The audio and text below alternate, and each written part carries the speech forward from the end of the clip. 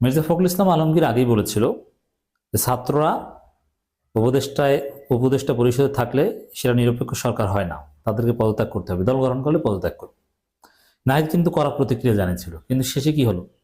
সে মির্জা ফখরুলের কথাই শুনলো। এর মানে ফখরুলদের বিএনপির জালে তারা ধরা পড়ল, যে ওরাই নাহিদরাই সরকারের থেকে দল গঠন করেছে। নাহিদ তো প্রমাণ করে চলে এসেছে বিএনপির প্রমাণকে, বিএনপির অবস্থানকে প্রমাণিত করে। এখন বিএনপি এখন বলছে যে ঠিক আছে, নাহিদ এসেছে, তোমাকে স্বাগত, এখন আসিফ মাহফুজ তোমরাও আসো।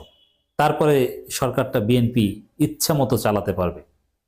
বিএনপির খায়েশ পূরণে, কারচুপির নির্বাচনে আসতে বা সংস্কার বাধাগ্রস্ত করতে আর কেউ বাধা দিতে পারবে না।